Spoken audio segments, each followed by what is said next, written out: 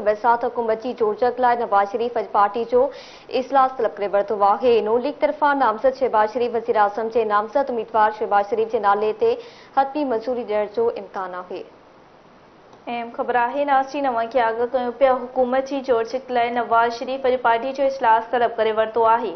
नून league तरफ़ां नामज़द शहबाज शरीफ वज़ीर आज़म जे नामज़द उम्मीदवार शहबाज शरीफ जे नाले हतमी मंज़ूरी ॾियण जो इम्कान करे छॾियो। पीपुल्स पार्टी तरफ़ां जोड़ियल कमेटी आज़ाद उम्मीदवारनि सां राब्ता करे मुलाक़ातूं कंदी।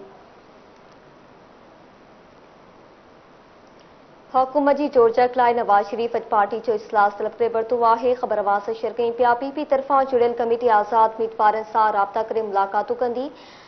ख़बर आवाज़ सां शेयर कई पिया हुकूमत जी जोड़जक लाइ नवाज शरीफ अॼु पार्टी जो इजलास तलब करे वरितो आहे। नून लीग तरफ़ां नामज़द शहबाज शरीफ वज़ीर आज़म जे नामज़द उम्मीदवार शहबाज शरीफ जे नाले ते हतमी मंज़ूरी ॾियण जो इम्कान आहे। पीपी तरफ़ां जुड़ियल कमेटी आज़ाद उम्मीदवारनि सां राब्ता करे मुलाक़ातूं कंदी। अवां खे आगाह कयूं पिया अहम ख़बर है हुकूमत जी जोड़जक लाइ नवाज शरीफ अॼु पार्टी जो इजलास तलब करे वरितो आहे। नून लीग तरफ़ां नामज़द शहबाज शरीफ वज़ीर आज़म जे नामज़द उम्मीदवार शहबाज शरीफ जे नाले ते हतमी मंज़ूरी ॾियण जो इम्कान। पीपुल्स पार्टी तरफ़ां जोड़ियल कमेटी आज़ाद उम्मीदवारनि सां राब्ता करे मुलाक़ातूं कंदी।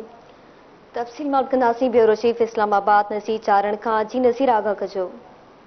जी बिल्कुल मुस्लिम लीग नून के सरबराह मियां अॻूणे वज़ीर आज़म मियां नवाज शरीफ अॼु अहम इजलास तलब करे वरितो आहे जेको हिन वक़्तु मियां नवाज शरीफ जे सदारत हेठि शुरू थी चुको आहे ऐं उन इजलास में ख़ासि तौर ते अॻूणो वज़ीर आज़म शहबाज शरीफ मरियम नवाज़ मरियम औरंगज़ेब ख्वाजा सैद रफ़ी ख्वाजा आसिफ खुरम दस्तगीर ऐं मुस्लिम लीग नून जा ॿिया जेके सीनियर अॻुवान आहिनि उहे इन इजलास में शरीक आहिनि। इजलास में ख़ासि तौर ते जेकी वफ़ाक़ी हुकूमत जे हवाले सां जेकी जोड़जक कई पई वञे या हुकूमत साज़े लाइ जेके क़दम खयां पिया वञनि उन्हनि बाबति जेको आहे सो हतमी जेको आहे सो ब्रीफिंग ॾिनी पई वञे ऐं इन ॻाल्हि जो बि जेको आहे सो वाज़ह तौर ते अॼु जेको आहे सो फ़ैसिलो कयो वेंदो त मुस्लिम लीग नून तरफ़ां ईंदड़ वज़ीर आज़म जेको आहे सो मुस्लिम लीग नून जो केरु हूंदो उन बाबति जेकी गुज़िरियल ॾींहुं मुस्लिम लीग नून तरफ़ां हिकु ट्वीट ज़रिए पैगाम ॾिनो वियो त मुस्लिम लीग नून जो ईंदड़ वज़ीर आज़म शहबाज शरीफ हूंदो ऐं इन ॻाल्हि जो इम्कान ॾेखारे पियो वञे त अॼोके इजलास में नवाज शरीफ समूरनि मुस्लिम लीग नून जे सीनियर अॻुवाननि जे मौजूदगीअ में शहबाज शरीफ खे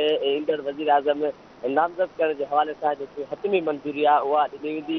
उन सां गॾोगॾु मुस्लिम लीग नून तरफ़ां इहो बि फ़ैसिलो कयो आहे त जेकी वफ़ाक़ी हुकूमत जोड़ी वेंदी या जेकी हुकूमत साज़े लाइ जेके क़दम खयां पिया वञनि उन हवाले सां सभ खां पहिरीं नवाज शरीफ इहो फ़ैसिलो कयो आहे त जेकी ईंदड़ वफ़ाक़ी काबीना हूंदी उहा 16 मेंबरनि ते मुश्तमिल हूंदी ऐं 16 वफ़ाक़ी वज़ीरनि ते मुश्तमिल हूंदी। उन में जेके मुस्लिम लीग नून जा सीनियर अॻुवान आहिनि उन्हनि खे वफ़ाक़ी वज़ारतूं ॾिनियूं वेंदियूं। उन खां पोइ जेके ॿिए वज़ारतूं बचंदियूं इहे उन आर्शन जे तहत जेको आहे सो इन ॻाल्हि जो फ़ैसिलो कयो पियो वञे त जेकॾहिं असां कंहिं इतिहादी पार्टियुनि खे शामिलु कंदासीं त उन्हनि खे उहे वज़ारतूं ॾिनियूं वेंदियूं।